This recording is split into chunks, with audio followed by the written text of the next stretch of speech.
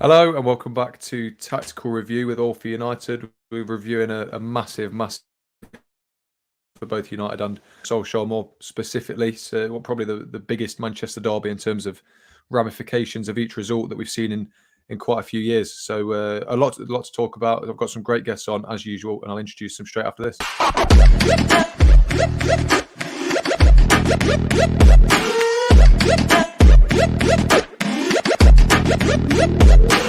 Click subscribe to get daily Manchester United content from passionate Reds, only on All for United.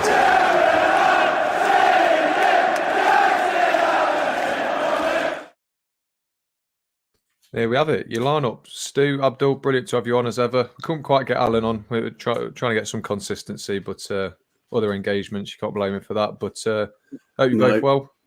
Yeah, good. Yeah, not too bad. Thanks, mate. Not too bad. Yeah, looking forward to Saturday's game. Yeah, looking forward. No, not at all. But yeah, we're going to review it anyway. So we'll look back at the last two results. Obviously, we've not done a show since looking ahead to the Spurs game, and it's two. I suppose you'd have taken a win and a draw out of the two on paper. So we'll start with the positives, Stu. Out of the two games, both did use a back five. I can't see that happening against City, though, given injuries. But you know, there were definite positives to take, weren't there? Well, look, we didn't lose for one. That was the main thing. Look, I thought we were excellent against Spurs. I was really buzzing after that game. Thought we played really, really well. I thought that we controlled the game to an extent. People were saying that Spurs are quite poor. I don't know. I look at it, you can only beat who's in front of you at any one time. And I thought we took to the task quite well. There seemed to be a renewed vigour, a renewed determination with the players, which it was good to see. But I always thought Tuesday was going to be a difficult match anyway. Travelling away to Italy is never an easy game. It doesn't matter who you play. And Atalanta proved, albeit that most of the fan base thought it was a poor Atalanta side, they proved that they were going to be a tough nut to crack, and so it's was the case. Villarreal didn't steamroller them. I think they drew 2-2, didn't they, in their first match? So it's made the group quite interesting moving forward. So there was more positives than negatives. But, again, the fan base can't seem to kind of understand that teams will always have pressure. They'll always exert pressure against you. And sometimes you've got to soak it up, and it's how you do it. My humble opinion is I thought De Gea was at fault for both goals. I know that there's been banded around on certain social media platforms, and that's been batted away. De Gea's been brilliant this season. How can be at fault? And I'm sure we'll cover that a little bit later on in the show. I think it's clear to see that Maguire's got some kind of issue, whether he's still injured or whether he just there's a mental problem going on. I'm not quite sure, but there's an issue there with Maguire. So to be fair to Bailly, I thought he played exceptionally well against Atalanta. And there was a couple of good cameos that came on. I thought Donny looked lively for his 5 minutes or 7 minutes that he got. I thought Sancho looked lively with his 7 minutes. But, and I saw the headlines again, Ronaldo saves United. Oh, it's absolute horse shit. It just does my nuts in that. It does more than anything. Because if I'm not mistaken, a football team is made up of 11 players at any one given time. And Ronaldo's job, believe it or not, as striker, is to put the ball in the back of the net. And that's what he's done. So I don't buy that it's it is Ollie's last chance if you believe the press, and it's a big game for him. But all in all, I think we can be pretty pleased with those two matches. Fair enough. Similar sort of question for you then, Abdul. From your point of view, across the two games, was there signs that there's been an improvement or a bounce from that Liverpool performance? Spurs, I would say. We improved in shape, in defensively, but Atalanta, not really. The 2-2. Like, I get it's a difficult game, and I've always said that Atalanta will be the toughest of the group. But I'm looking at the performance as a whole, not the result. We could have played well and still lost, and I would have come out here and said, you know what, we actually played well, but we were unfortunate and lost. But we didn't play well, but we got a result. And no, like, I don't buy into the stories that Ronaldo saves United, but we're not playing well. We're not playing well. United currently find themselves in a situation where they're trying to force the issue. Like when they're like 2-1 down or 2 goals down, so they try so hard. And if a team tries so hard because they're in a losing position, usually they find gaps. Usually they pressure opponents enough just to find the small opening. But can you characterize this as United are creating chances? Can you characterize this United as playing well and finding gaps, exploiting space? No, not really. They're just forcing the issue to get a result. You know what I mean? And that's where United is right now. They're hanging by a thread from a very high cliff, and they're just trying not to fall completely. Like when he used the back three, what I liked was he removed all the lack of, like, quote unquote non-workers around Cristiano Ronaldo and put the hard workers around him, which made us more solid. We've all seen it. We've given up 0 chances from open play. If Spurs didn't have the set pieces, they'd come out of this game with 0 chance created, against us. But this answered my concern. This proved what I've been saying all along, that because we have Ronaldo and he has to play every single match, and we have wingers who don't work, and now you put them all together, you're completely like hanging in the sky. Like anybody will create chances against you. And Oli did exactly what I hoped for, or at least one of the situations I was hoping for, that he removed that people that don't work, put people that work around Ronaldo, and it worked. We were solid, we were compact, we didn't give any chances away. And the only issue is it was taxing on Cavani. Like Cavani came out at the end of that match, gave out.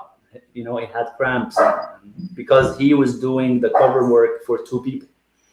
Now the question becomes, can you rely on Cavani to give you that every match?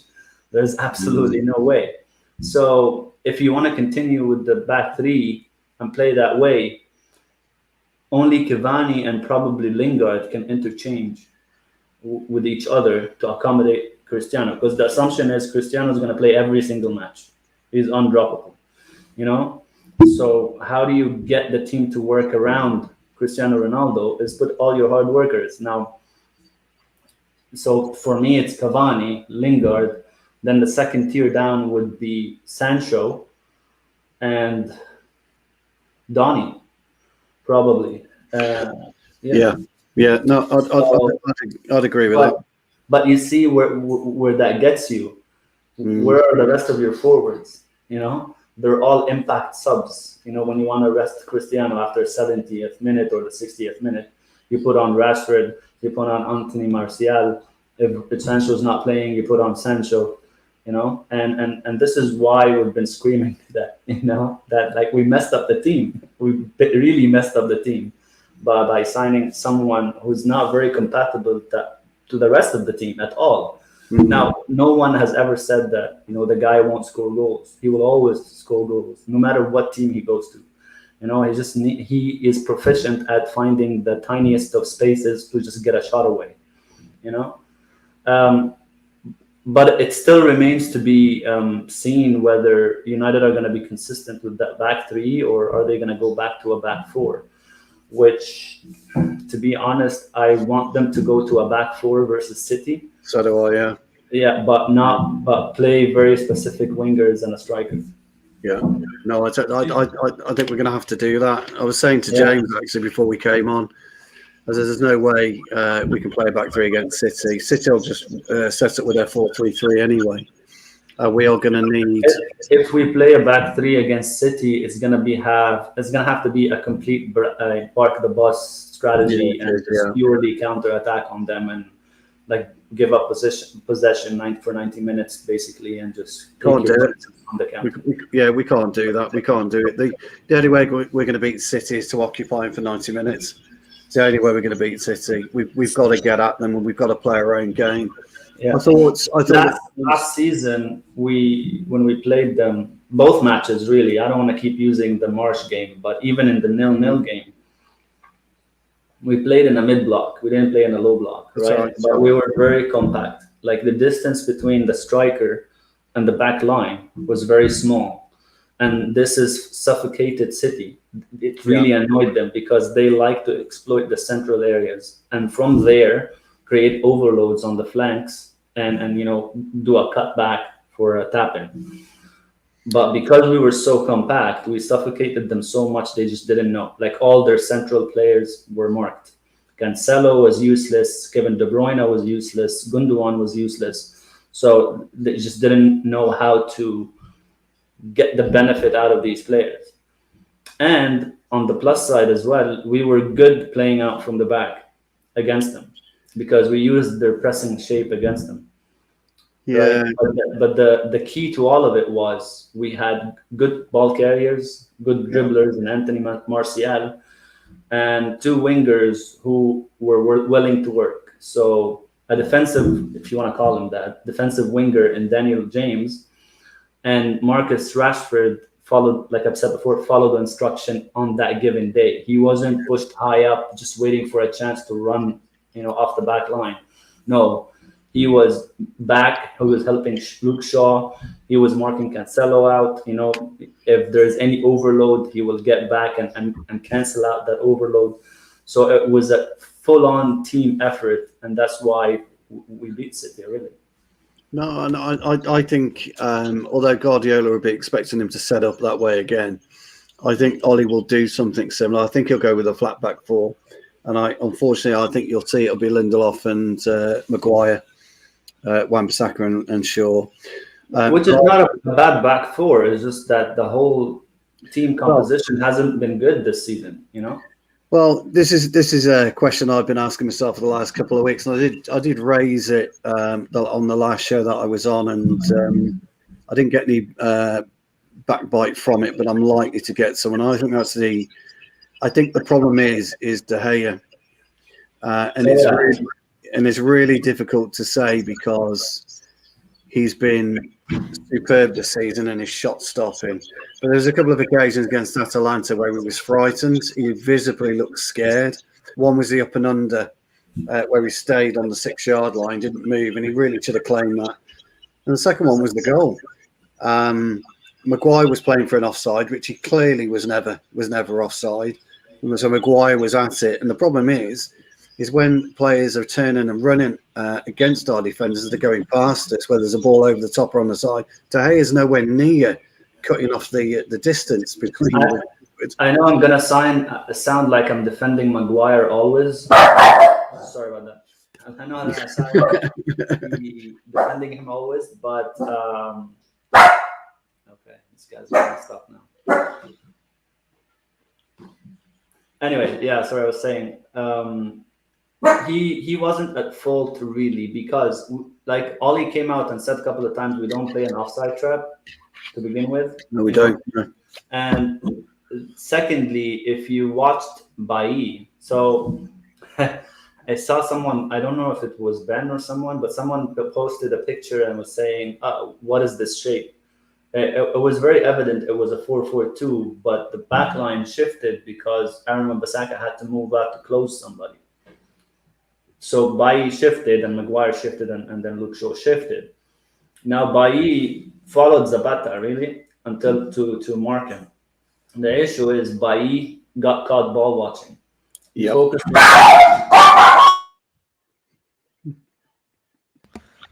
We'll just stall until we'll just leave that there for a minute. I'll go quickly then, Stu. Just while we wait. Do you think what Abdul was saying about the back five, obviously, it allowed us to put hard workers around Ronaldo? Do you think it worked so well because it forced Ole to not play wingers? Because as we've seen, they're probably the least hard working of the team. Yeah, it did. We've always said that Ronaldo needs people in and around him. You can push him up against or alongside Cavani. Cavani's going to do his work rate for him. You can put Lingard in there alongside him. He's going to do his work rate for him. And Rashford, to a certain extent, will do his work rate for him. The players that won't are kind of your Brunos, although Bruno will dot around like an Energizer bunny. He's never where you need him to be at any one given time, Bruno. That's his problem. As good a player that he is, and people can point to the statistics of his goals and his assists, he's never actually where you need him when we're out of possession, and that's one of the biggest issues, and that's why you see a hole go right through the middle of our midfield. And City. It's worth noting as well, isn't it, that Fernandes runs a lot, but he doesn't run very smartly, does he? Correct. Just because he runs doesn't mean he's great at pressing. I think that there's a very fine line between the two. And I think that gets missed off a lot. I think people it gets masked over by what he does. And sometimes in football, you only need one chance and you score a goal. You need one assist. And Fernandes himself will tell you he's a risk taker. That's what he does. His game's all about taking risks. His game's all about trying that intricate pass or that Hollywood pass, as me and the lads call it on a Monday evening, and that's what he tries. And he's, and it doesn't always come off, but when it does come off, it looks absolutely brilliant. And normally, Ronaldo or Cavani or a Martial or a Rashford's on the end of it and we're scoring goals. But coming back to your question, Abdel was absolutely right about putting workhorses around Ronaldo, and it gives Ronaldo then that freedom to play his natural game. Because when you stifle a player's natural game, and basically this is the issue around Pogba, as we've all mentioned before, playing Fernandes and Pogba is almost become impossible now because they both want to do similar types of things. However good Pogba is as a footballer, and there's no denying he's one of the best in the business when he's on his game, but Bruno won't allow him to flourish in our system, in our team. And we were having issues with that with Ronaldo, as Abdel mentioned a few weeks ago. The players that were around him weren't allowing Ronaldo to be what Ronaldo needs to be in the team, because we got 3 lazy players up top, or 2.5 lazy players, because you're quite right, Abdel. Rashford he's in between, isn't he? Sometimes he'll work, sometimes he won't. Now, we can't afford any of that on Saturday. Can't afford any of that whatsoever. Sorry to cut you off, Stu, but no, it's all right. I think the biggest issue with playing, especially the front three of Rashford, Ronaldo, and Greenwood, right, is Ronaldo and Greenwood really more than Rashford, right? Like, both of them want to press, like especially Ronaldo, that now he wants to squash the idea that he doesn't work off the ball. Like, it's in his head. He heard the rumors, so he wants to squash it. But the problem is, both of them, when they want to do pressing, they press all wrong. They press in a completely wrong way. Both of them. Like, I'm not singling out Ronaldo here. Greenwood is really terrible at it, right? Yeah. And if you really review the Liverpool and the Leicester game again, you'll see every time they wanted to play through us, it was either from Cristiano's side or Greenwood's side. Mainly Greenwood's side, because it's easy to overload one flank and switch, So Greenwood and Ronaldo cannot be in the same team together. Yes, people will come at me. Greenwood assisted Ronaldo yesterday, and he played. You're right. He can't. They're talented players. At the final third, they will find something together. But your problem is when you don't have the ball. They're easy to play through, right? So while United have amazing players up front, that if the game is only played in the final third, we win every game, because we have that much talent that they will find solutions on their own, right? But the game isn't playing in the final third alone. The game isn't just a one shot that Ronaldo gets. There's a whole host of things that happen, other than the goal. And the problem is the other things. Like, what are the root causes of the things that are happening, and Greenwood and Ronaldo being together in a starter lineup is a big problem, like a big problem, because they're easy to play through from every direction.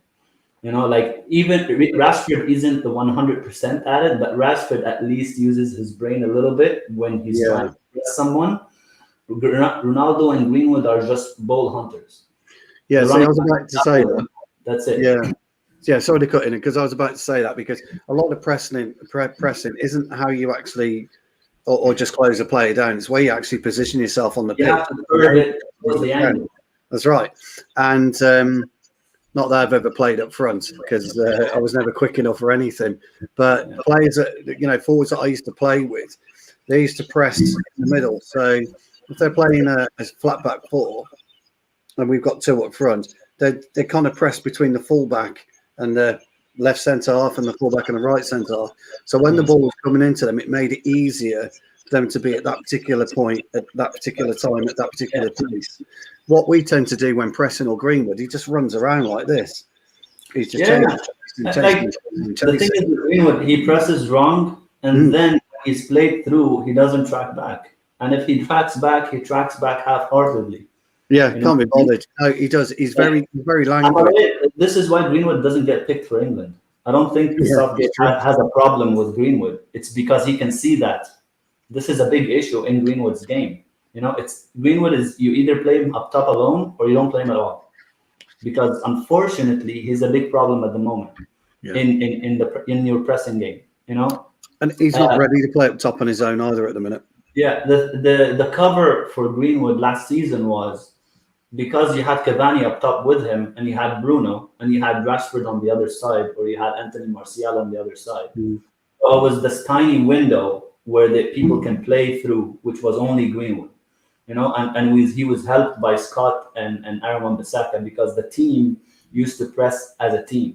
Yeah, United have an identity crisis at the moment since Ronaldo joined, really, because they don't know whether to press fully or not to press at all. They have a huge problem with this. It's like they're split in two. It's like half the team wants to press and half the team doesn't want to press because they're told not to. And you'll see it in Bruno.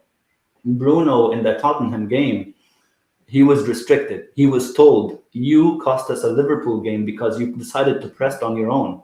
It's true. And we told you not to press.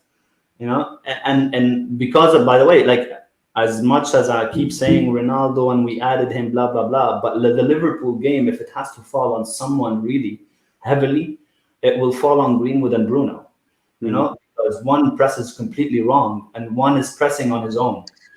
This is where I talk about this a lot. You've got to go rogue sometimes in a match. I understand, and I've been in many a dressing room where we've been told certain ways that they want us to play during that game. But as the game evolves, you sometimes have to go rogue.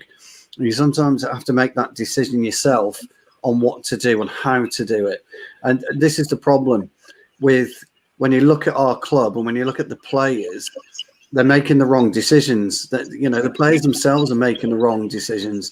So not all this falls down on the coaches and the managers. It's the players on field ability to assess what's going on. And Greenwood, for whatever reason, you're absolutely right. He doesn't use that part, and nor does Bruno, which is hard to believe because when you look at his passing ability, when it comes off, you think he's got a footballing brain. But there are occasions where he doesn't have a footballing brain. He loses his head a lot of the times. Yeah, same with Pogba. Same with Fred. When you look at the Fred that pulls on a Brazil shirt, it's got nothing to do with the players around him. It's to do with his, his thoughts. And this is where, remember when we were talking last episode or like the last show, I was really hitting the nail on I feel that our players lack a lot of maturity in their decision making. It's like they. Actually, like Paul Scholes was saying, and he was criticizing United, he's like, these players have to have someone on them all the time. It feels like they're taking decisions on their own. He was aiming it at Paul Pogba mainly, but it's not only him. It's Bruno as well. It's Greenwood. It's like it feels like these players lack a lot of maturity in decision making. That they need someone over their head all the time. Don't press. Don't go forward. Don't do this. It's like remember the game plan kind of thing. You know what I mean? I do, and that sometimes, and that. Sorry to jump in on that, but no, you're absolutely right. And that's sometimes where you need a player or two players who can just get hold of the football, put their foot on it for a minute, drop it 2 yards, enable players to get back into their positions or start directing the play. And this is what bothers me about our team. And it's got this. And by the way, I know there's a huge debate at the minute about whether Maguire should be skipper and stuff like that. It's actually nothing to do with the captain, because it's to do with everybody on that pitch. Absolutely everybody. You should be pulling the player in and around you and saying, you're 2 yards too far. You're 5 yards too far. I need you back here. Look what's happening. You know, when you're back here, that means I can push across and I can help Wan-Bissaka, or I can do this, I can do that. I never see that on the pitch. I never see any arms floating around. I never see any gobbiness. Like, Maguire had a bad game in the Atalanta, and Pogba had a terrible game. But part of that wasn't helped by the movement around them, right? Like, remember when I was saying that we build up in a 4-2 and that structure is not bad, because a lot of teams do, you know. But what defines your structure as good structure or bad structure is whether the team moves right in that 4-2. Do they offer themselves in every direction? Do they open angles for their teammates so that they're not pressured? And this is exactly what we've seen yesterday. Pogba was pressured all the time because he was used as a pressing trigger. People are telling me, oh, it's because he likes to dilly-dally on the ball. But the thing is, yes, Pogba sometimes likes to take more than one touch. But at the same time, if there's no passing options available to him, he will be forced to take a third touch, a fourth touch, a fifth touch until he loses it, you know. And this is what was happening with him. Same thing with Maguire. Maguire forced the issue a little bit, like there was a bad decision on his part, while he took way too many touches when he could have went back to the goalkeeper or something like that. But there was no movement around him. There was no one trying to tell him, "Hey, Maguire, I'm offering you a passing angle here. Like, give me the ball." Yeah, exactly.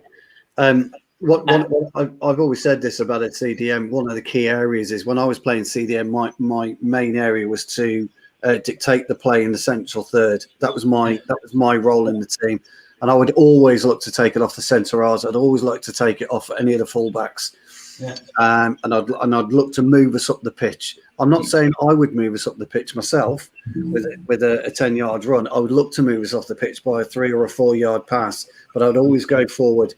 I'd take it from the sides, and I'd take it from the centre halves, or I'd take it from the goalkeeper, whichever. But I would then always be on the turn, and that's all you need. And Fred or McTominay, they don't seem to do this. Again, I come back to it. I never see them dictating the play. And you're right about Pogba. Pogba sometimes looks around. He does dilly-dally. Absolutely, he does. But he takes one extra touch sometimes that is useless. Yeah. But he'll be looking around when he receives it. And what do I do? Where do I go? So he's either going out to Rashford, if Rashford's playing, or whoever's playing out on the left. And he's not trusting Fred, and he's not trusting McTominay to lay it off. So he's then looking for Bruno. And this comes from Pogba playing with France, because at international level he has more time on the ball than in club level. So he thinks he's playing for France and he has time to take 2 touches and think of where he wants to play it, you know. But unfortunately, club level, it's all about pressing. You know, it's all about getting the ball high up and forcing you into errors.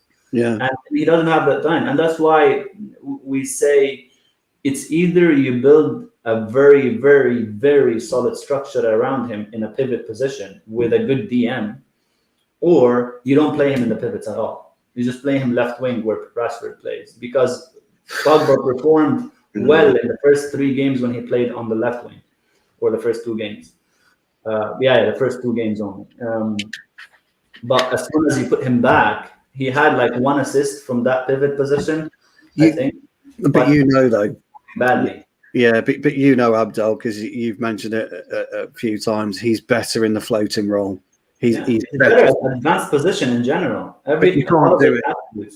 But you can't have him and Bruno floating. It just isn't possible. It takes from your width, and this is why I'm starting and I'm leaning towards the feeling that I feel Pogba is now an extra luxury that we can't keep carrying forward. You know, it's either him or Bruno.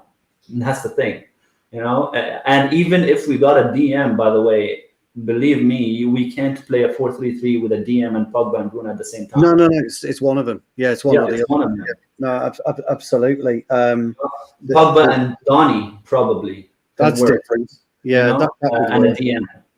And this goes back again to the summer where we said Why did we get Ronaldo? We should have gotten a DM because we need a conductor, someone who, you know, raises the tempo, slows the tempo, shows up for the ball, carries it off of the center backs and off of the full backs, helps them in progression. We still don't have that guy. And our build up, like, look, last season, because this gets thrown at a lot. People say whenever he scores a goal, Cristiano, right? Do you see the tweet? Oh, and people said he is the problem, right? Listen, there is a reason why all our defensive statistics went so bad after the Newcastle game. Like, the Wolves game wasn't, I'm not saying it was great, but that was because of the pivot choice. Fred and Pogba against Adama Traore is not a really good matchup, you know? Yeah. And so, excluding that Wolves game, Southampton and Leeds, we gave them nothing. You know, like, Leeds scored a wonder goal and Southampton scored a deflection. Correct. Yeah. So, but as in chances conceded, we gave almost nothing, you know? But after the Newcastle game, after that specific game, everything became opened. The whole thing was, you know, you removed the lid off the pot and everything just, you know, went up. Yeah. And there's a reason for that, because the mixture up front got fucked, basically, you know? But if you go back to last season, United weren't the best, but there was a clear way of where this team is going, you know, and you can spot exactly where the problems are and say, if we just fix this and fix that, this team will just jump another level. And that was the right wing and the DM. Yeah. You could improve on the center backs, and you can argue for Varane. You could improve on that, but those two positions would have completed the balance, and United would have been hitting on all fronts. Because why did we lose the Villarreal game? One, we don't have a DM that connected the defense to attack. Yeah, absolutely. We've seen that Pogba and Bruno were pushed so back forward that there was no creators between the line, and because Villarreal didn't care about our right side because there's no one there except Aaron Wan-Bissaka, you know? So, but throughout the entire season, our pressing game was good. Yeah. Our build-up wasn't the best in the world, but it was okay, like a 60% efficient, you know? So we were solid, and we didn't give a lot of like big chances away. We conceded stupid goals, yeah, you know, throughout the season, but we didn't give a lot of chances away to many teams. Heck, we had a lot of clean sheets, and people were getting bored and saying Oli plays like Mourinho. We were getting a lot of 0-0s, you know? So why do you think all that went the flip side after the Newcastle game? Is it Oli all of a sudden became clueless? Or is it that something happened to the composition of the team that messed it up, and Oli can't fix it now? You know, because he doesn't know where to hold the whole puzzle from. You know, it's all falling down on his head. Yeah, I think if you ask 90% of the fan base, I'll turn around and say Ollie's clueless. It clearly isn't. No, he's not. But he just can't find a solution because he did that to himself. But that's the interesting thing, though, because none of us can really find that disconnect either. We've all looked at it, and we've all looked about what's happened all season, and we can point to one or two certain areas that we think is, you know, all players are maybe, I'm not going to use the word culpable, but have weakened the side slightly. Yeah. But we can't find that connection. There is a disconnect, and I quite like the analogy of the bottle of pop that's opened and then it's just pissed all over the place, and that's exactly what's happened. And people are using the paper over the cracks because Ronaldo scored here, or etc., etc., etc. It's not really the case. We are playing in most games okay. You know, if you take Liverpool one out, we're playing. I agree with Ben here. That's exactly what we're saying, Ben. Like, it's not that Ronaldo is the problem. It's Ronaldo creates a problem because of what's around him. You know. Yeah, and you know, Ollie's got to try it. He's, you know, that's what he's there. You know, training every day. You know, we looked at we briefly touched on Cavani, Ronaldo playing. I did say Ronaldo on the left in a 3 at the time, because that's where we were playing. It worked okay on a 2 up front. It can't work that way against City, unfortunately. We know that. And I think Ole's got a bit of an issue now on what he does against City and how he lines up and who he trusts to partner Ronaldo up top. Because you can get at City's defensively, but they're dynamite in the middle, and that's their problem. Yeah, City's issue is like when you're building up, if you can bypass their press, they're completely open. Especially when you have good players. Like the only reason their organization is good, but other teams don't really have very good players to exploit their weakness at the back. Yeah, you know. So as long as you can bypass their press, if you have someone like Ronaldo or Rashford up front or Anthony Martial, you'll always get chances. You know what I mean? Yeah, exactly. Yeah. But the idea is to get beyond their press. You know what I mean? Like right now they're pressing in a 4-4-2. Like Guardiola is really kindling a little bit the 4-4-2 a little bit, but in terms of a pressing shape more mainly. Yeah, you know? and he's using young Phil Foden as well as a spearhead for it. Yeah, but he likes to overload one side when he's pressing. So let's say you're playing out from the back let's say De Gea played to Maguire, you know, and then Maguire played it to Luke Shaw. He would instruct all their front four, or like let's say 2 from the 4 and the 2 strikers, you know, try to imagine it with me. All of them to overload that one side, you know, to cut off all the passing lanes for your fullback and your center back and your midfielders. And then you either go long, right, or lose it, and they have an opening right away. Yeah, that's right. And the key here is to know how to move it quickly and switch the ball to the other side. Or because, listen, City are not that good on 1v1s. Correct. In what sense? If you had good dribblers like Luke Shaw, like Rashford, if they can beat their one-on-ones dribbling, you know, you're open.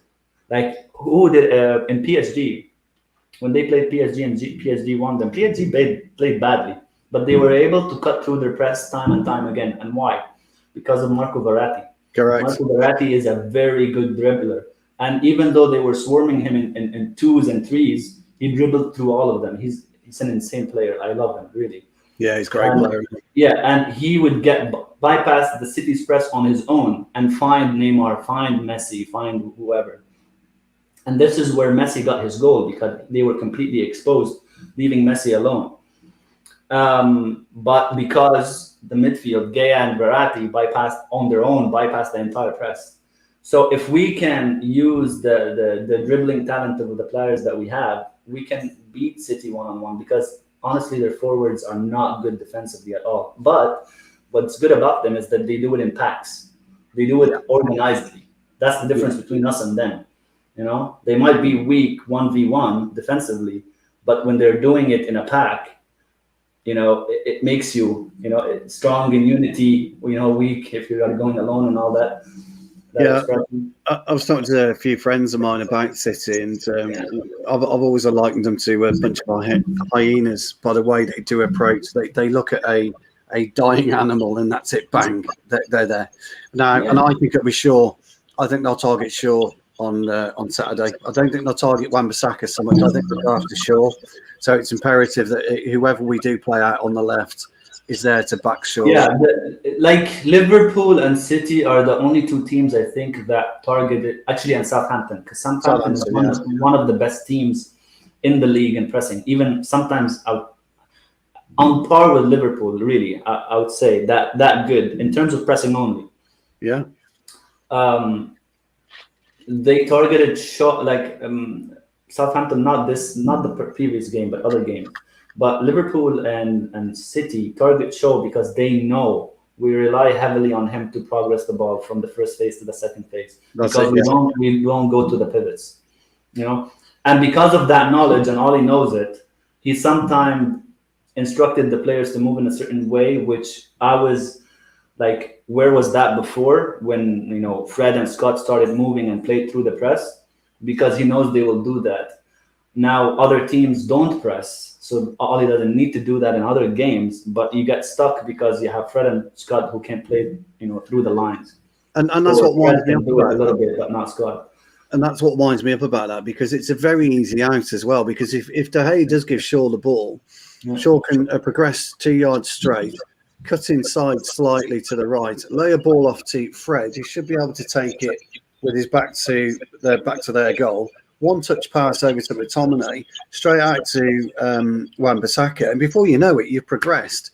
But the problem is McTominay doesn't show himself. So even if Fred receives it, Fred tries to hold on to it because McTominay doesn't show himself. But it's so Fred gets overrun, or Fred waits for like a Bruno or a Martial or a Rashford to drop to the left side of him so he can play it to them, because he can't go to the right side because Scott is not available. Or he tries to hoof it all the way to Aaron Wan-Bissaka, which comes off wrong sometimes because he's very erratic in his execution. But he just needs that one pass, and if McTominay just starts to show for it, then it makes our transitional play very, very simple. The problem with Bruno is we know he won't drop in that 10 or 15 yards where we need him when we're building up from the back or we're out of possession. He'll never do that. He does, but not consistently. Not enough. No, he does it sporadically. But Wan-Bissaka's showing a bit more, isn't he, on the right? Wan-Bissaka's looking for the ball a lot more. By the time the ball gets across to Wan-Bissaka, he's already not double marked, but he's normally got a winger and he's normally got the fullback within the vicinity. So the winger's normally here, the fullback's in, Wan-Bissaka's then. He's only got 2 places where he can pass it. He either goes back or he goes 2-3 yards in. If you've seen Aaron Wan-Bissaka's performances lately, you'll see that he's being forced to dribble through people a lot more than before. I'm pretty sure you guys have noticed it, and people get high on that, because look, Aaron Wan-Bissaka is playing good. But the problem is, why is Aaron Wan-Bissaka being forced to dribble so many times? Because there's no options. There's no options whatsoever. Yeah, he has to get away from his markers on his own, because Scott is hiding, and when Greenwood drops, the fullbacks of the other team drop with him and mark him. So he has to play to Greenwood under pressure and run himself to try to receive the ball. Which works sometimes, Yeah. I'm saying it doesn't work. But he'll play to Greenwood. And then but sometimes there's disconnect between them. So Aaron doesn't make that run all the time, or makes it late. Right. Yeah.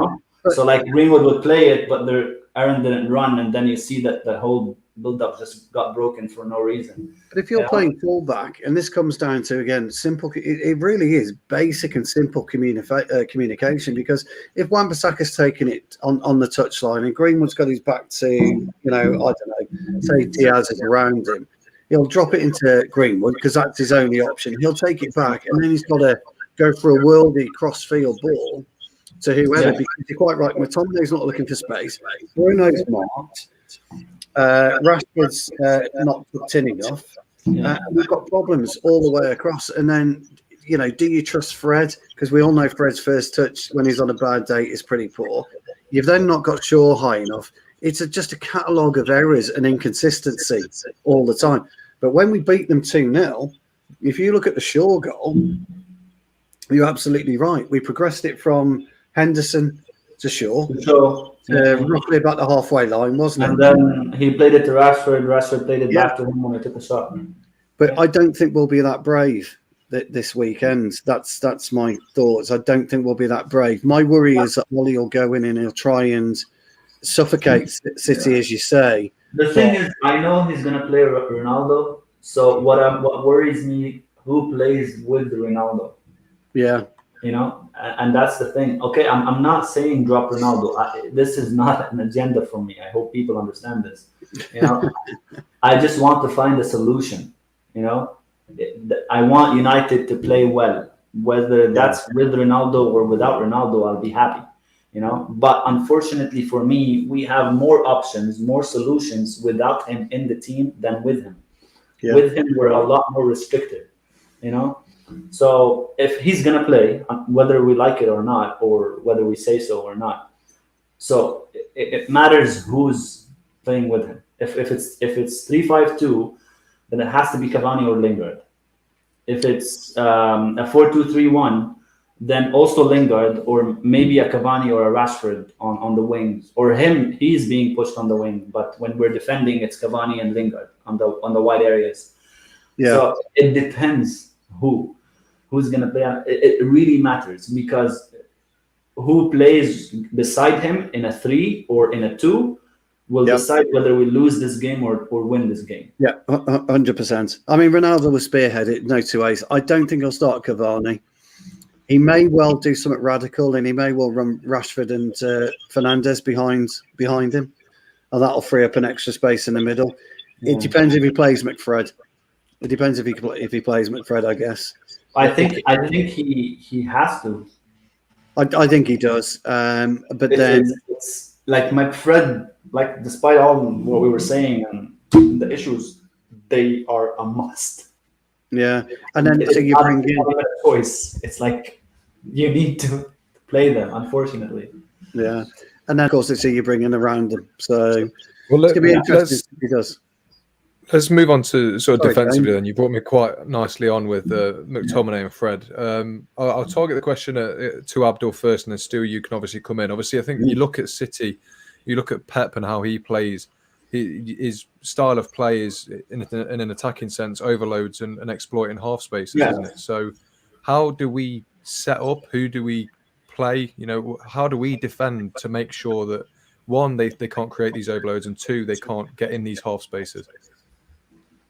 Like we were saying in the beginning of the show, like we were comparing the games before, you need to be compact, right? So last game we played in a 4-2-3-1, right? We remained in our initial shape. We didn't go into a 4-4-2, but it was very tight. It was very compact. And each one of the wide forwards were tasked with a certain job. So James was following Gundogan, and Rashford was following Cancelo, because these are the two that look for wide overloads. You know, like Cancelo is a very, very unconventional fullback, because he does the jobs of an 8, of a defensive fullback, and of an inverted fullback all at the same time, and even sometimes a wide forward. So Guardiola relies on him for so many different things. So when Rashford marked him, he cancelled him out of the game, and it was the worst game he played for City, and he was taken off at like 60th minute or something like that. And James prevented Gundogan from taking the overloads on the other side. And even when De Bruyne and Gundogan interchanged, he marked De Bruyne. So his job was basically to mark whoever takes the wide area from City's attacking point of view. So the whole idea would be to remain in a very compact block, whether in a 4-2-3-1 or a 4-4-2, assuming you play a back 4. If you play a back 3, it's going to be a 5-3-2, and then your wide overloads are already covered because you're already in a 5, you know, because you're matching their attacking shape anyway. So their attacking shape is a 2-3-5, right? So when you're defending in a 5-3-2, everyone is on one kind of thing, you know. So you're already, each player is marking a player. So that's what I would go for. So I wouldn't do anything differently apart from tackle. We do not tackle as a unit, as a group of players. We are afraid to tackle. I can't remember the last time I saw a good crunching tackle from any of our players. Forget the Pogba incident. We don't tackle. And what Palace did to great effect last weekend was rough City up. I'm not saying they bullied them, but every time they got the ball, they were tough, they were hard, and you've got to be physical against players. Fernandinho made a career out of doing it, an absolute career out of taking bookings at the right time, of tackling, leaving his foot in, made a career out of it. We don't do that, and you need to be able to do that, because if you can disrupt them, which is what we need to do, we need to disrupt them. Then the problem is timing and positioning. Yeah, exactly. The pivots that we have are not as good as Fernandinho and timing and positioning. So Fred tries to tackle people early, but he goes in the wrong time, and you basically give them a way through, right? Yeah. So one of the issues that I highlighted that would be fixed by a good DM was diving tackles at the wrong time. So when Fred and Scott dive into it, well, Fred mainly, Scott doesn't do it as much, but Fred dives into a tackle, but dives in the wrong time, and then he gets bypassed easily, and then the gate is opened at the back line, and then Maguire and Lindelof have to back off or engage. They don't know, but there's another player running from this side and another player running from that side, so they're kind of overwhelmed, and it's because Fred, dived into a tackle at the very wrong time. And this is the difference between them and someone like Fernandinho. And this is why Fernandinho is world class. Yeah, the rules of engagement are, as you quite rightly say, you've got to be absolute perfection when you get it. You've got to time it almost to perfection. Bang, bang, bang. It's almost like playing a drum when you're waiting for that tackle. And you don't do it immediately in a game. You watch and you see how whoever you're playing against, how they receive the ball, what they do with the ball once they've got it. Do they try and roll it under their foot? Are they moving it quickly? And that's how you then determine when and where you need to tackle. And it enables you to get your radar in. It's a real basic way of playing football, but it helps you. Certainly as a defender and a midfielder, you have to watch the player as he received it. Just look at his stance. And Fred doesn't do that. Fred's problem is he'll get it. He gets excited, Fred does. He's like, it's like a child opening a Christmas present. He sees the ball. I can get it. Whoa, I can get that ball. Bang. And he's gone fucking 10 yards past him. And the player's looking at it and going, oh, all right, then see ya. And he's off and he's away. And that's why it looks so bad. He doesn't watch his player. He doesn't watch the opponents. And you have to do that. Just something I used to do. Fred is one of the best pressers that we have. But the thing is, Fred's pressing, or at least the good presses that he does, come in an area where the other team is building up and we're pressing as a team. So he's already in a structure and he's already covered. It makes his decision a lot more easier. But where Fred fails at pressing or counter pressing, if you want to say, is that when, let's say, we have a corner and they counter from it, or we lose the ball in their box and they counter from it, you'll see that Fred is oftentimes left in an ocean on his own. So he wants to go press like he does before. Mm-hmm. But because there is no structure, there's no cover behind him. If he does a mistake, listen, Fred doesn't always do a mistake, but he frequently does. And when he does that, there is no cover behind him other than the two center backs. Yeah. And then he leaves them exposed. So this is the position where Fred becomes a problem for us. It's not pressing per se when the other team is building. It's when the other team is countering, and Fred has to do it on his own. Has to do the role of a perfect DM, basically, which he is not, really. No, he isn't. But it's all about, again, communication. Harry Maguire, Lindelof, Varane, whoever it is playing at the back by, it doesn't matter who it is. They've got to be able to communicate to him and say, look, when you're on that pitch and you're the ones that can see the play unfolding, if you're not talking, if you're not communicating, if you're not dragging players in and around to cover off certain holes, if you're not playing to your segments where you're taught, where you're coached to play, or the coaches are telling you about patterns of playing and things like that. If you're not playing in those segments, you're always going to cause an issue. And you are right. If they bypass Fred, then it's like Maguire, oh, fuck, Lindelof, bollocks. What do we do? When we got Varane in there, look, and I was quite critical of our pursuit of Varane at the beginning, and I think he's been okay. I don't think he's set the world alight yet. He will do. The player is great. It just wasn't the right priority. That's all. That's right. But it's communication, and I keep going on about it. And, football is 50% skill, 50% communication. Plus your intelligence and your aptitude, your application. And at the minute, Fred, bless him, and I like him actually because I like his tenacity and I like his, he gives everything, but sometimes he forgets what he's there to do, and you can't afford to do that when you're playing in that pivotal position. I'm not talking about a pivot, I'm talking about a pivotal position. Roy Keane was a brilliant exponent of it, and so was Paul Ince. Before him, Brian Robson, brilliant exponent, hard in the tackle, knew when to release it, could drive with it, could shoot, could put a pass on a sixpence. Fred, bless him, he's got the capabilities of becoming that. He just has to think more when he's on that pitch. And that's why I think he's, ahead of McTominay for me. McTominay just goes, well, he's frightened at the minute. There's something not right with McTominay. He's scared to take the ball. He was good in the Tottenham game. He just wasn't so good at the Atalanta game. It's 1 in every 7 though, isn't it? With Maka. Do you remember Leeds last season? He was outstanding. And then we didn't see him for 6 games. It's the opponent. The opponent provides McTominay basically the spaces he needs, or the game style that suits him well. So an opponent like Leeds or Atalanta, or since we were in a low block against Tottenham, provided space for McTominay. Like McTominay is one of his biggest assets is that he carries the ball well. He does, yeah. He does. When he finds space, he will carry the ball very well and runs into that space.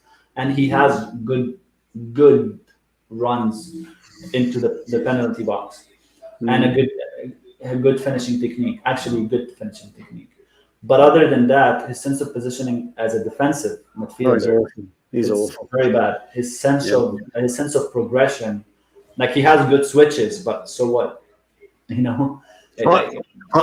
think his vision is not progression, by the way. No. I think his vision's awful. Occasionally, I think his spatial awareness is poor. Very bad, and like one of the things that infuriate me with Scott sometimes is that if he receives the ball in our own half and he gives it to Aaron Wan-Bissaka, he stays where he is. Yeah, he doesn't move. Yeah. He doesn't move. Like, okay, so what do you want Aaron Wan-Bissaka to do? He either has to go to Greenwood over the top of the person who's marking him, or he has to go back again. Move in front so he can lay it off to you. Like, move behind your marker. Like, make a run of any sort, And this is where he starts hiding again.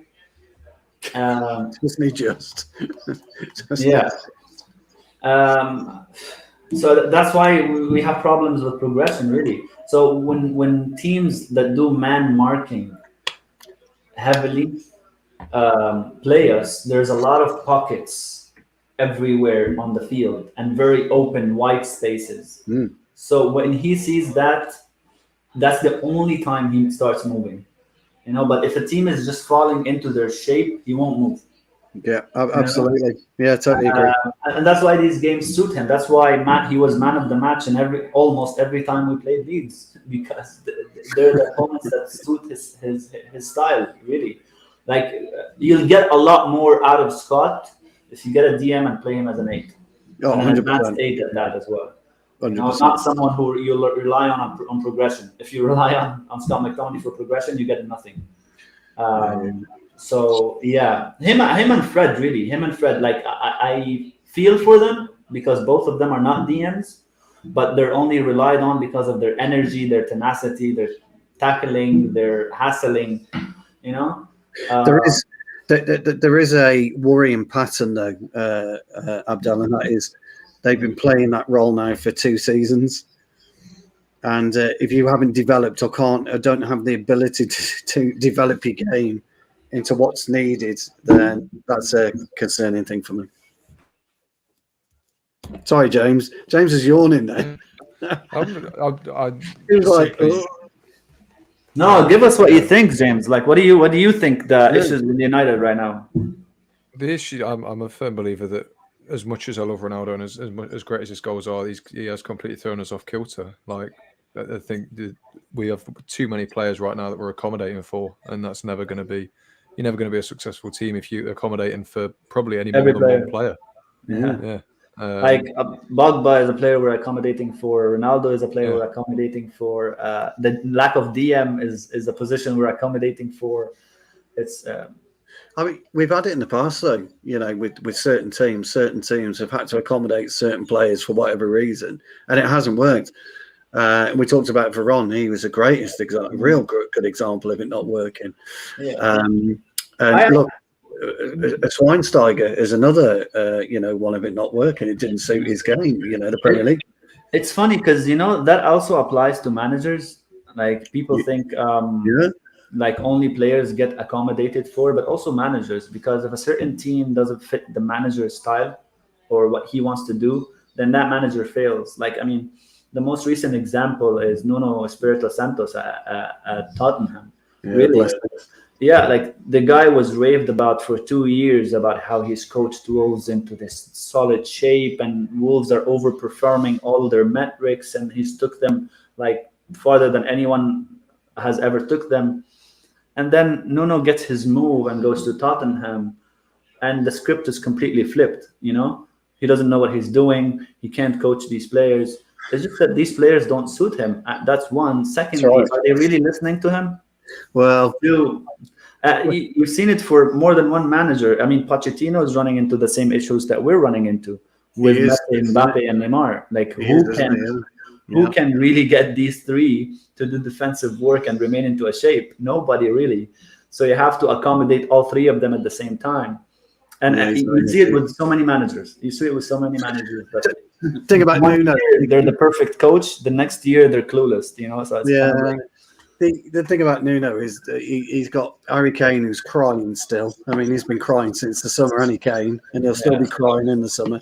We've got Pogba, who seems to be crying. He doesn't know what he wants to do. And, I think Pogba staying was the biggest mistake we've made. Because we keep buying players on the, not hope, but on the idea that Pogba's leaving, and he doesn't leave because no one wants to buy him. And then we keep getting, like, we're left with this player who has to play, but there isn't no position for him at the moment, unless he takes Rashford's position. I think that's dawned on Pogba. Yeah, just to accommodate him there. Yeah, I think it's dawned on Pogba. I think Pogba realises that now. I think the penny's finally dropped with him. And I think that's why you're seeing. And that's why when Ole drops big name players, it's always Pogba. Because he's the only one he tries to accommodate all the time. So I'm like, okay, I'm taking off the guy that I'm just trying to make a place for.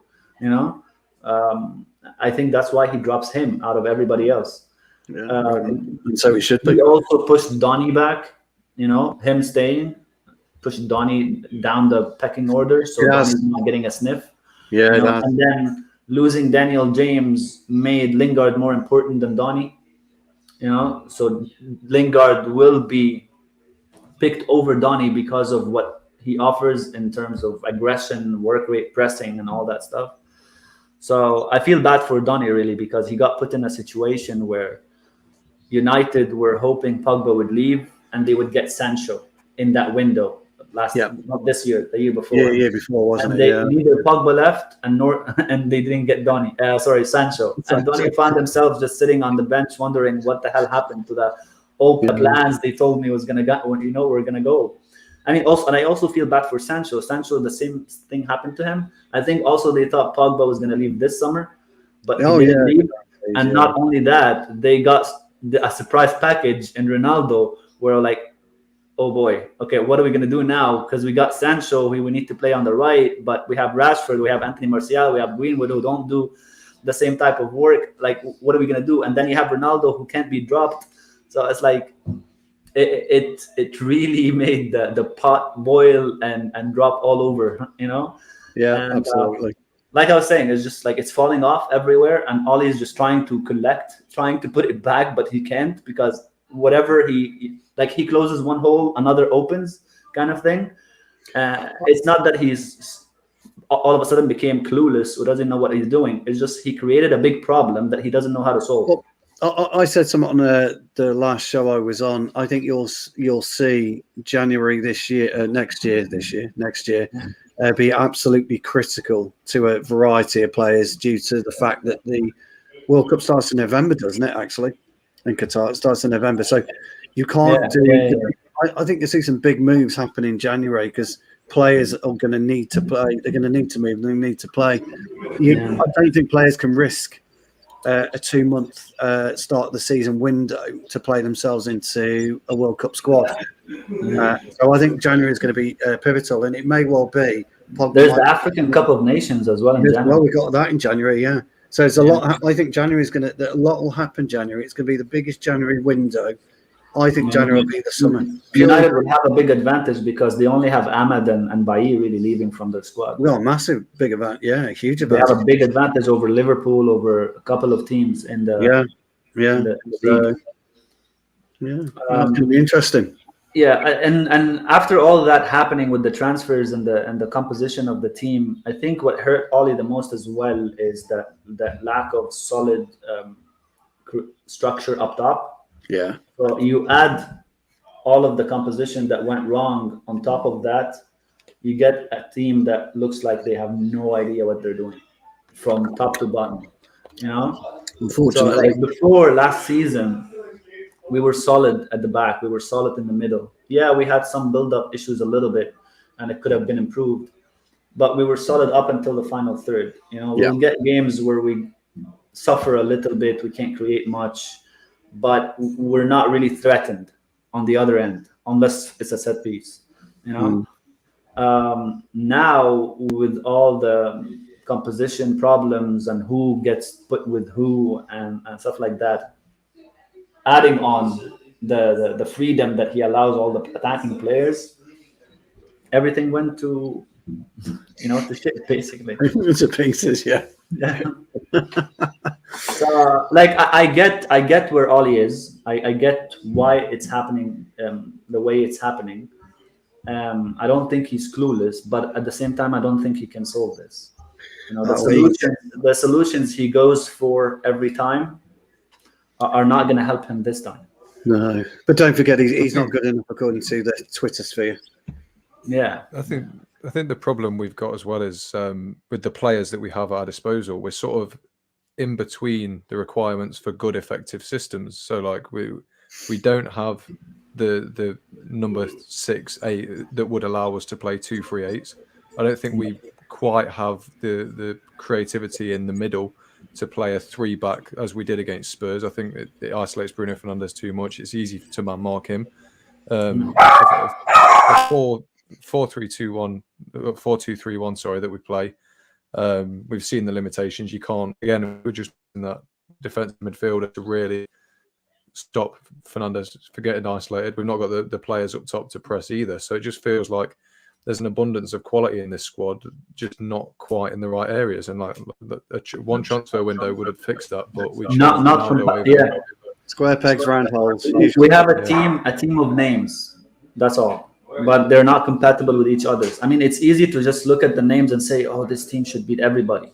But this team be actually a team? They can't. Yeah. That's the problem.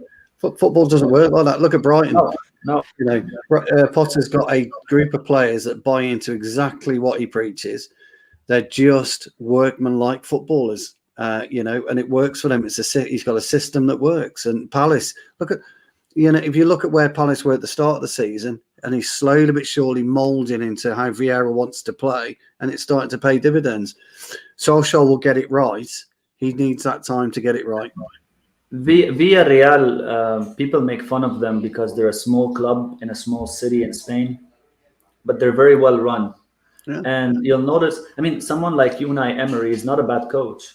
He went to Arsenal, everyone made fun of him and the pressure he was under and the players who he couldn't mesh together because they were so up in the air, all of them. And he was basically booted out or by the fans, by everybody, by the English media, everyone. He went to a club that's stable, sustainable, and got him the right players that suit his style, you know. And look at how well he's doing with a small club, small means, small money. It's brilliant. Yeah. It works both ways. And managers are not magical. You know, Guardiola needed money. Klopp needed money and a stable structure around him. Everybody needs that. And unfortunately, I still have a lot of questions about United's structure. You know. Are they good enough to sustain? I mean, we can sustain one run to get a trophy, but are they good for a sustainable success over time? I don't think so. I mean, I didn't want Conte, but I actually wanted him at the same time because I just wanted them to see that he will drop a lot of their favorites that they think Oli or Jose or whoever ruined them. You know, it's just that we recruit really bad. We recruit players that don't mesh together well, you know, and we're still struggling from all these mistakes. We can't sell, we can't buy effectively. We can't, we can't do anything effectively, can we? Let's be honest. Yeah. So Conte, if he came, sorry, go ahead. Oh no, go on, finish your point and then I'll ask. Yeah, I was just saying that I'm pretty sure Conte, if he did come, he would have dropped a lot of people that people like. I'm pretty sure Aaron Wan-Bissaka would have been dropped. I'm not sure if he would have a fight with Ronaldo or he'd try to accommodate him or not. But knowing how Conte plays, Ronaldo would have had a problem, or he would have had a problem with Ronaldo. Oh yeah, you know. So would Bruno. And yeah, Rashford might have had a problem with Conte. So a lot of favorites and players who people thought, oh, his career will be revived by a great manager, might not even have a career to begin with. No, correct. I'd agree with that. Yeah. Well, I'll ask you this then on recruitment, and then we'll end the show because we've gone well over the hour mark. But Do you think, Jesus. given that we've got the recruitment wrong for so long, and we've just got a team of players who don't play well together, do you think it's time to start adopting sort of a money ball approach where you look at statistics and analytics rather than names? Like, say we signed 5 players that were relatively unknown. Say we signed a Koopmeiners last season as a midfield option, rather than someone like a Pogba. Would you rather that we go down that route, do you think? Yeah, for sure, 100%. If we buy a team that functions together, it's well worth it than buying the best player in the world. Like when Messi was free on the market, I joked about getting him just so that we say we had Ronaldo and Messi play at Manchester United. But if Messi arrived at this team, he would have completely flopped, because he doesn't work well with any of the players that we have, and you can see that PSG as well. He's struggling there because they need to find a solution for him and Neymar and Mbappe at the same time, But I would have rather picked up some guy from AZ Alkmaar that suits our team than Lionel Messi or Cristiano Ronaldo or Benzema or whatever name. If your team functions well, you're better off than a team that has just names. But I spoke about this a while ago, Abdel, actually. In one of my very early shows, when we were looking at centre halves, and I said you should look at the likes of Lewis Dunk, unfashionable centre halves, Connor Cody, unfashionable centre halves, but are very, very good at communication and structure, understand the Premier League. So I agree with you, James. I think the money ball approach does work. But the modern day fan base won't accept that. The modern day fan base, we're Manchester United. We've got to go in for Haaland, but Diaz scored more goals than Haaland last season. You know what, Stu? I think they'll be pissed at first, but as soon as the team start working well, they'll prop them up so much and start saying, "Oh, our player is better than all of your players," and you know how Twitter works, really. Yeah, I do. But it's whether the initial like. We're pissed off because this player instead of getting that player. You know what I mean? Yeah, but I think so. They're children. They'll get over it. They like the newest toy will take their mind off of things. No, I know. But I've always said, haven't I, James? And you know this. I've always said a good team of solid pros who know their job, know the structure, are just as dangerous as a team of individual superstars. That's what I like, by the way, Ollie's first few transfer windows, because it was kind of that. Like, I mean, sure, we got Harry Maguire and Aaron Wan-Bissaka for a lot of money, but it's because of who they are, where they're coming from, and who's buying them, But they were relatively, like Aaron Wan-Bissaka, for example, wasn't the hottest commodity in the world, right? But he was just a good defensive fullback that people were looking at the time. But he wasn't like a big name. Daniel James, who knew about Daniel James? Really, nobody. Exactly, yeah. And then just Harry Maguire, which is, we needed a little bit of a big name at the back line. But is Harry Maguire, even at that time, was a big name, really? He was just a good center back that everybody was talking about. And Leicester, because they're better than us at negotiating, extorted us. Yeah, of course, yeah. Basically, that's how it went down. If we are a well-run club, and negotiated well with Leicester, we get Harry Maguire for at least 60 million maximum. Yeah, no, I agree. So first window was good. Then getting Bruno Fernandes and even Odion Ighalo. I didn't expect Odion Ighalo to score a lot of goals, but I expected him to work hard. And he did both. Even Odion Ighalo, the first two transfers, I was like, I like this. Let's keep going this way. hardworking team that wants to play, and they work well together, you know. And then we got Donny, which I thought at first he didn't suit us, but I was on the hope that Sancho was coming. Yeah, I remember. Yeah. And then we got Cavani, and then the two kids, you know, Ahmed and Palestri. All of them, no problem whatsoever. You know, Cavani, we had a little bit of a question mark, but I knew he was a hard worker. But it just his age was a problem a little bit for me. I was like, can he work hard at 34 or 33 when we bought him? Mm. But when we started seeing him, I was like, you know what? The first few were perfect. It was a disappointing transfer window, but it was at least it continued in the same line of vision. You know what I mean? And the same where we're headed, basically. Yeah. Then you come to this this transfer window, and then you ignore the midfield. I'm like, why are we doing this? And then you get your long-term target. Okay, that makes sense. You get Varane. Now you'd be like, okay, makes sense. No, not a problem. Upgrade on a center back. But then you take a very sharp turn and get Ronaldo. I'm like, where are we headed exactly? You know, because that's completely the opposite direction of where we're going. Where we've been, yeah. You know? Yeah. So, yeah. I don't know. And we were not selling as well. So we kept piling up people that don't work well together. Well, like I say, come January, you're going to see a completely different transfer window. You know, players are going to want 9 months to play themselves in. They're going to need it. The likes of Lingard, he's missed out. He'll be worried. Don wasn't picked for the Dutch team again, was he? He's going to be worried. A lot's going to happen in January. I think it'll be interesting. It will be. It will be. Let's hope they get it right. But yeah, it goes back to that old cliche. It's about the best 11, not the 11 best, isn't it? Always is. It always is. It always is. Ask Real Madrid. They know more about this than us. Oh yeah, Galactico's never worked. But yeah, it's going to take years to find that team. I think it's going to take a lot of transfer windows, but who knows? Nothing's impossible. But I'll bring the show to an end there. I think it's been a fantastic show. I really do. Yeah, thank you. I enjoyed it. Yeah, thank you both for joining me. I hope everyone in the comments has enjoyed it as well. Thank you guys for getting involved. As ever, be sure to like and subscribe. Hopefully there'll be a timeline talk coming for you tomorrow. I won't be hosting it, but if we can get a host sorted, then look out for that. If not, we'll have all the coverage post-match after City, so stay tuned for that. But until then, we'll see you next time.